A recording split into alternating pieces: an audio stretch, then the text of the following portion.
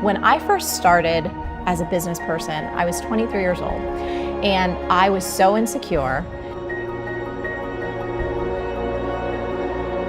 And I was trying to fit myself into this idea of who I thought I should be, and it wasn't working. So it wasn't until I actually allowed myself to just be the weird, wacky, energetic, kind of a little bit crazy person that I am that things actually started to work. And so now it's been almost 20 years of doing this, and I've seen it time and time again, where people tend to feel stuck and stifled, where they tend to feel like their life force is just drained out of them. There gets to be despair and depression. They just feel stuck is when they're not expressing the fullness of who they really are. They're trying to fit themselves into a conventional box. They're trying to live up to other people's expectations. They're trying to be someone who they really aren't because they're afraid that the real them is going to get rejected. You know, and at the same time, culturally, we were starting to spend more and more time on our computers, and then devices started to come into play, cell phones, and I just watched as how so many people started living from the neck up and started losing touch with their intuition, that inner voice, the very innate wisdom that each of us are born with.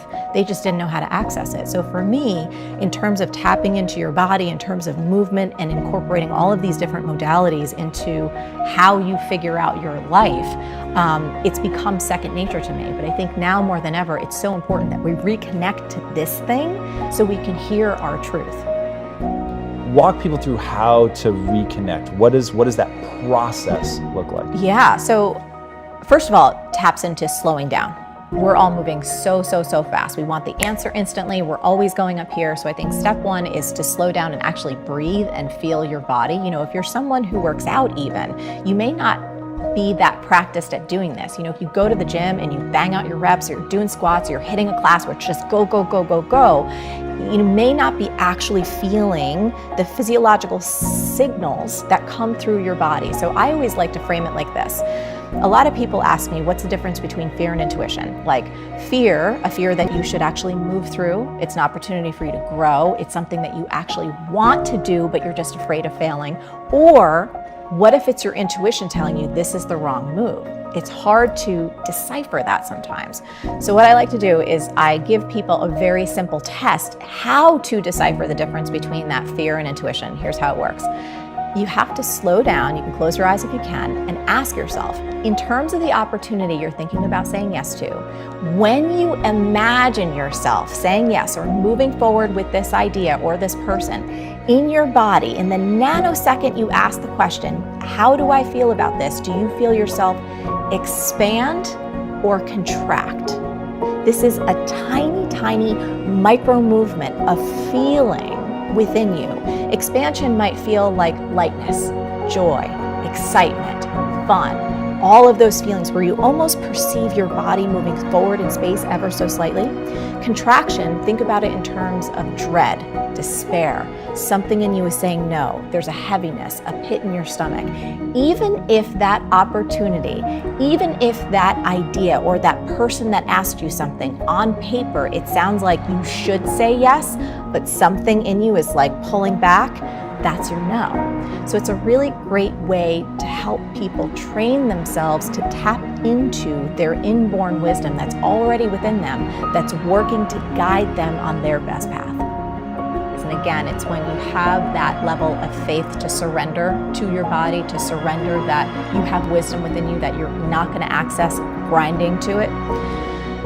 It unfurls almost like a flower blooms when it's ready. You know, if I ever feel like in any moment life is not going the way that I think it should be going, it's because I'm resisting what is. It's me arguing with reality. I'm making myself miserable in that moment because I'm choosing to argue with what is. That's always a losing proposition. So the more awareness I can bring to that and go like, is this really how you want to live your life in this moment, Marie? Because every single moment, as you know, sets you up for the next moment. And you string these moments together and guess what? You have your life. So every single moment is an opportunity for us to check ourselves before we wreck ourselves. And so I just try and play the game. If I'm miserable, if I'm upset, if I'm angry, if I'm cranky, it is my responsibility because it's based on what I'm thinking or believing in that moment. It's not the outside world causing me to feel this.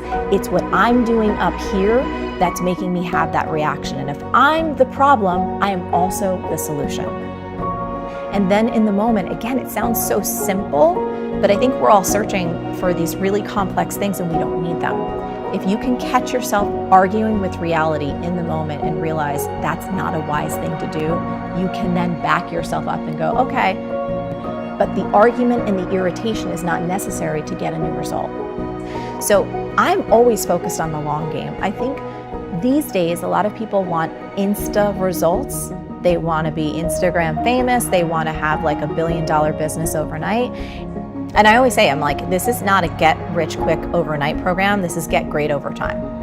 For many people, when they have an enormous vision, it paralyzes them. They have no idea how to accomplish it. I see people cry in workshops all the time. It's so big. I don't know how to do it. I want to change the world. I'm like, don't worry about changing the world. Change one person's life. If we can focus there, stay there for a little bit, we're going to get to that thing. Maybe.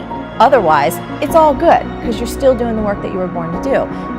I've always had this belief since I was little that every single one of us is born with a unique set of gifts and talents that only we can give the world. So the impact that I want to have is I believe our world will transform significantly when every single one of us realizes that the world really does need the special gift that only we have. So to see people wake up to that, to know that it's already in them, they don't have to do anything or be anyone different to just express that, I think we go a long way.